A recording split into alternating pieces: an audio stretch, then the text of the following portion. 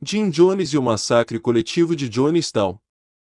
O suicídio coletivo e massacre em Jonestown, conduzido por um líder religioso tido como progressista, deixou o mundo em choque.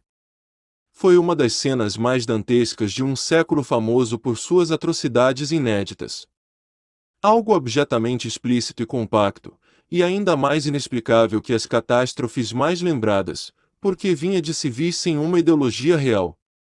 Nos dias que se seguiram à noite de 18 de novembro de 1978, fotógrafos e repórteres tiveram de se mover por um tapete de 909 corpos, 304 dos quais menores de idade, rapidamente inflados e reconhecíveis pelo calor do verão amazônico.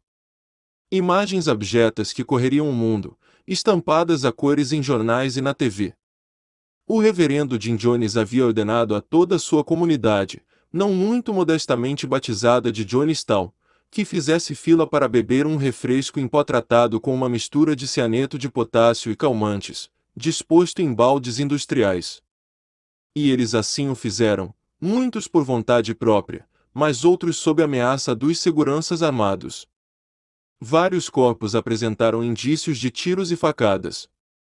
Digo a vocês, não me importo de quantos gritos vocês tenham que ouvir, não importa quanto choro agonizante, ouvia-se o líder dizer pelo alto-falante. A morte é 1 milhão de vezes melhor que mais 10 dias desta vida. Se vocês soubessem o que está diante de vocês, se soubessem do que está diante de vocês, ficariam felizes de estarem partindo esta noite. James Warren Jones, mais conhecido por Jim Jones, nasceu em maio de 1931, e desde cedo demonstrou grande interesse pelas obras de Joseph Stalin, Karl Marx, Mao Zedong, Mahatma Gandhi e Adolf Hitler. Na idade adulta, declarava-se comunista e lutava ao lado dos afro-americanos contra a segregação e a discriminação racial nos Estados Unidos. Jones e sua esposa Marceline adotaram várias crianças não brancas, algo inédito a uma família branca. Chamavam a si próprios de família arco-íris. Em 1956, Jones inaugurou o Templo do Povo, seita supostamente cristã, em Indiana. Em 1962, citando o medo do apocalipse nuclear, tentou mudar a sede para o Brasil, em Belo Horizonte. A aventura não durou muito. Jones não falava português, não conseguindo arrebanhar discípulos. Voltou para os Estados Unidos em 1963. Desta vez, se instalou na Califórnia, centro da indústria cultural e perfeito lugar para se tornar uma celebridade. Foram abertas filiais do templo em São Fernando, Los Angeles e São Francisco. Jones foi capaz de ganhar o apoio do público e aproximar-se de figuras políticas progressistas, entre elas a primeira-dama Rosalynn Carter. Em 1977, chegou a ser comparado com Martin Luther King Jr., Angela Davis e Albert Einstein pelo deputado democrata Willie Brown. Não era essa, porém, a opinião de ex-integrantes da seita. Na metade de 1977, Jones e os membros do Templo do Povo se transferiram para a Guiana, em tese para fundar em Jonestown uma utopia comunista. Na prática, fugindo de acusações de morte, perseguição, sequestro e abusos psicológicos e sexuais que aos poucos chegavam aos ouvidos da mídia americana. Não muito depois, em agosto de 1977, um artigo dos jornalistas Marshall Kilduff e Phil Tracy que denunciava o templo seria publicado na revista New West.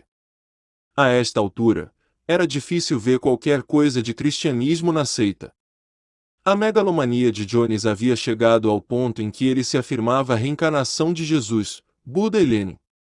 A nova comunidade de Jones foi construída dentro da floresta amazônica, com a aprovação do então presidente da Guiana, Forbes Burron.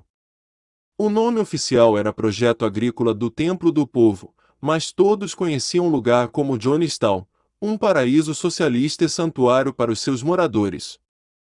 Foi lar de mais de 900 americanos, 68% deles negros. O lugar era autossuficiente. Havia uma escola, bangalôs e um pavilhão central, além de espaço para que os habitantes cultivassem verduras e legumes. A única forma de contato com o mundo era um rádio de ondas curtas.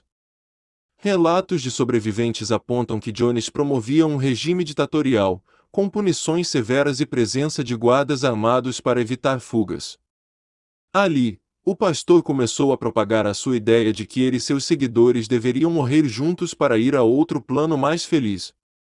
Mais de uma vez, foram feitas simulações de suicídio. Os baldes foram trazidos, as pessoas foram informadas que era veneno e tomaram.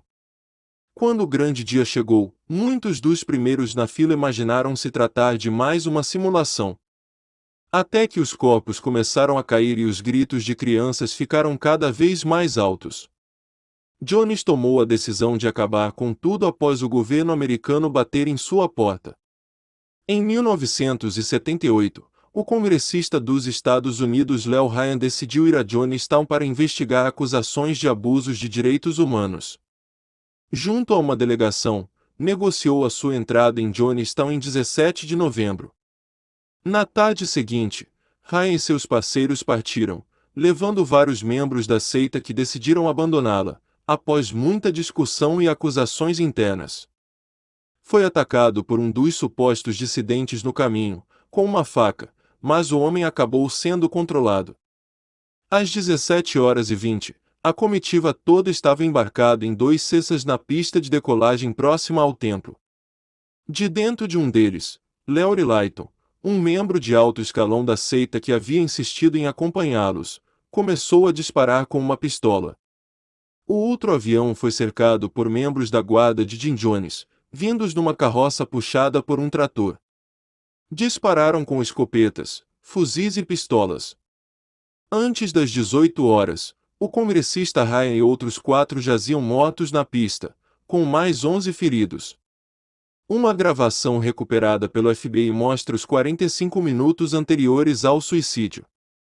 Jones diz para os membros do Templo do Povo que a União Soviética não os aceitaria após o assassinato de Ryan.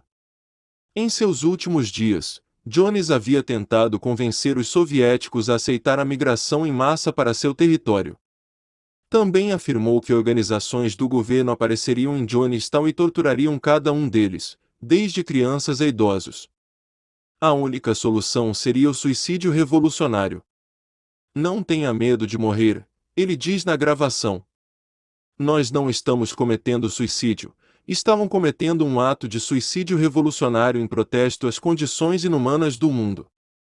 As crianças foram as primeiras a beber o refresco em pó da marca Flavorade, sabor uva. Levava cerca de 5 minutos para um adulto tombar, dando tempo para serem posicionados de bruços no terreno em volta, as famílias juntas. Quem tentou fugir, foi morto. Apenas 35 sobreviveram, se escondendo até os guardas tomarem o refresco eles próprios. Jones não bebeu. Seu corpo foi achado em uma cadeira de praia, morto com um tiro na cabeça dado por ele mesmo.